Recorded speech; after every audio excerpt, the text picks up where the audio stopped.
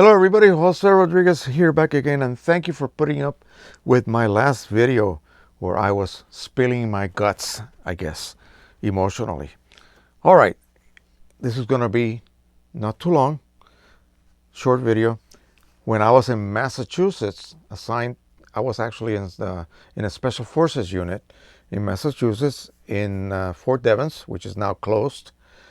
I lived very close to some of the very famous towns that were involved in the original Revolutionary War in the United States, when the British were in charge or in power of all of the colonies. And anyway, so I had the opportunity to go out and shoot quite a lot of little areas that were pretty well known and famous. But remember, I was actually more into tactical photography. I did a lot of jumps, literally with a camera, and photographing soldiers jumping out of the rear end of a C-130. And this was the day before GoPros. So we actually had a real camera in hand. And that was a lot of fun. Anyway, my backyard. So I shot this. I had a huge forest out of my backyard. And this is the wintertime shot. And as you can see, there's no leaves. And you might notice that it's a little bit brown. This is not sepia toning. This is another form of toning which escapes me now, the chemical process. But I remember that it smelled like rotten eggs. You actually had to bleach the whole image using a silver bleach solution to bleach the silver tarnish away. It would become practically colorless. And then you would dip it in this rotten egg smelling solution and it would retone itself. And I think that's quite a cool process. And I want to start printing digitally some toned images. I really think that's actually not that bad. And I want to try to do some duotone and quad tones and all kinds of different variants. And you get some really nice results that way. Anyway, that is something that nobody does anymore, hardly. A puddle, and I just threw a little stone on it. This was after a heavy rain, and this area in the field where we used to go for maneuvers was just crusty like a desert. And then it rained, created a puddle, and I threw a stone on it and shot it.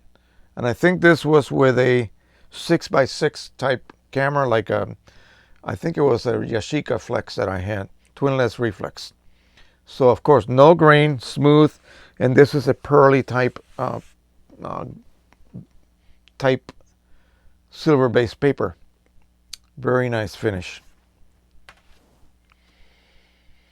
Okay, and here is my little daughter Judy, who's now 44, going on 45. This is the mother of Nathan. This is in the woods. And again, this is 35 millimeter, and the dynamic range is huge, and there's no way you can capture. So this is blown. The shadows are almost captured, but all of the highlights, all the bright sunlight coming through the trees is just overblowing everything else. Now I notice back here I have something. I use a Nichromat FTN Plus X 125 ASA. This is Concord, Massachusetts, 1974. So as you can see, the print has withstood the test of time. This is real glossy type paper, silver based, not the RC type. And it was mounted on board using the gelatin type mounting tissue and the mounting press that melts it in place. Now my parents lived in Puerto Rico and took a couple of vacations there while we were married.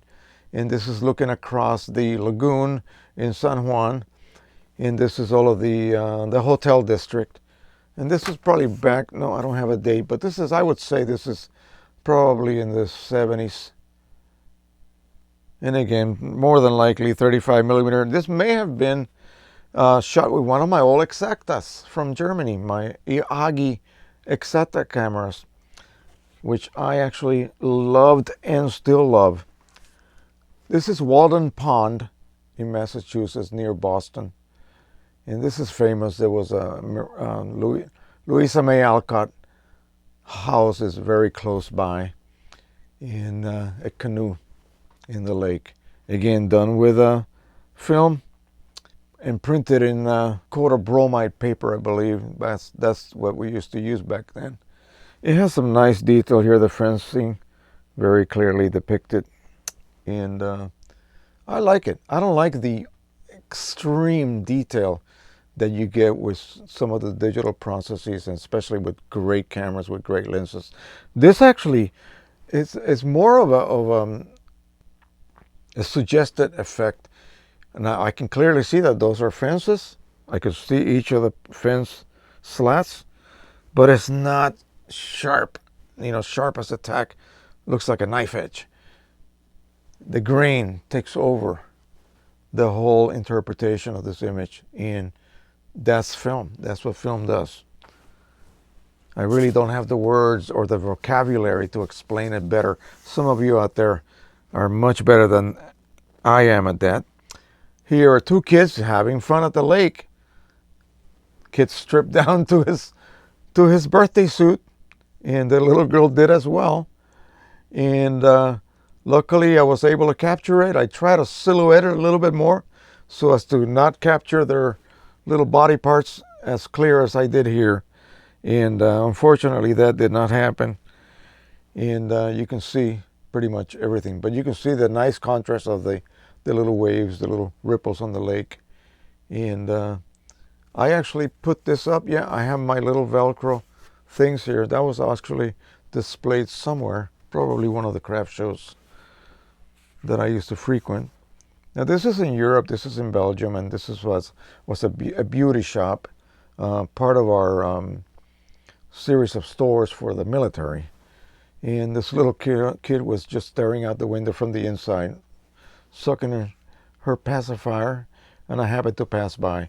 And I really believe that I used one of my Exactas for this, as I didn't really own anything else but that.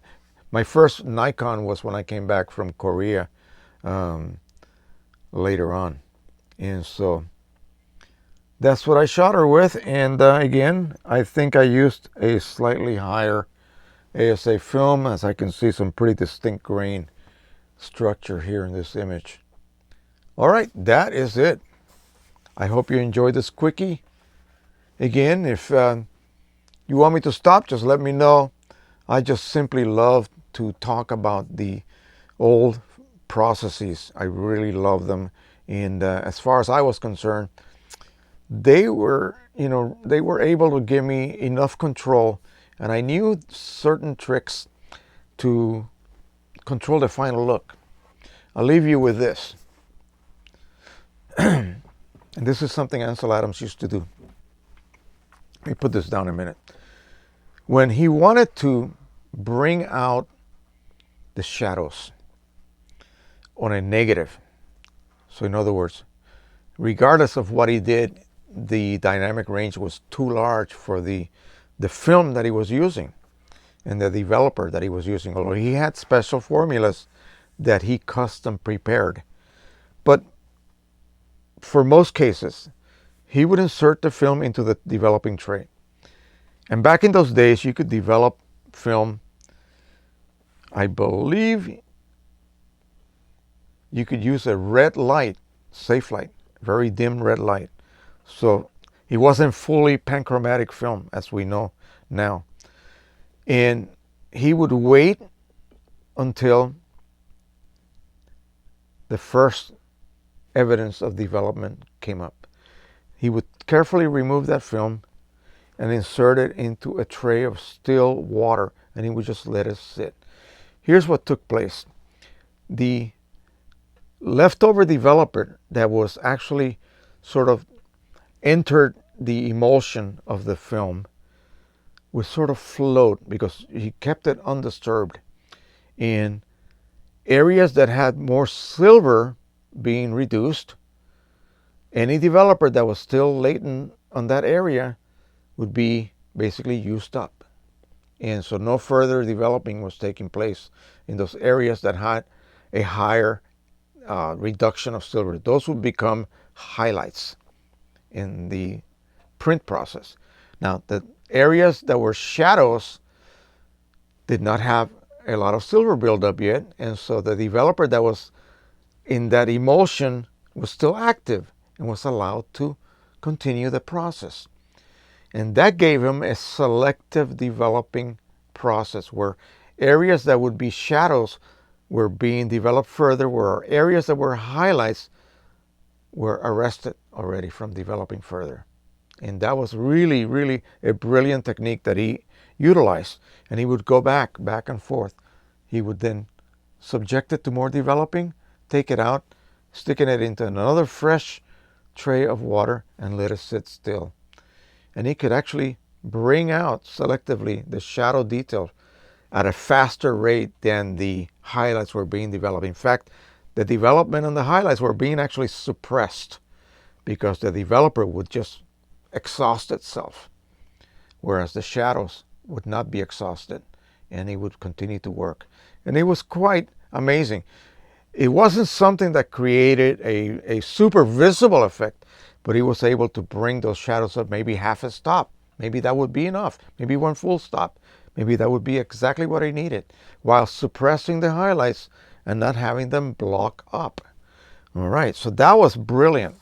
And so if I had used that process, I would have been able to bring out these shadows a little bit more and keeping the bright areas here of the pacifier from being developed to the point where they would just block up completely. So that's the brilliance of people like Ansel Adams. And a lot of those photographers from Carmel, California, developed all sorts of magical procedures for the darkroom. So yeah, they had infinite amount of control. And it's something that unless you were there to read about it, experience it, when you come over and move into the digital world, you have no idea. You have no idea. So you only accept what you know. So to those of you who are old enough to have experienced film and have actually done darkroom work, you are better off, I believe, than those who just walk into the hobby or the craft now, maybe in their 20s or 30s, have never even seen film, don't even know what film is. All right, that's it. Don't want to keep you too long. Please subscribe, share, and like. We'll be back tomorrow. I did 4 videos today. They're going to be uploaded in the next couple of days. I'm going to process them all tonight. I have that super fast computer now that can handle it. And so no problem producing videos, but I don't want to bombard you with too much material at once. So they'll be put up one a day. All right. Please subscribe, share, and like, and keep on printing happily. I changed it, didn't I? Bye-bye.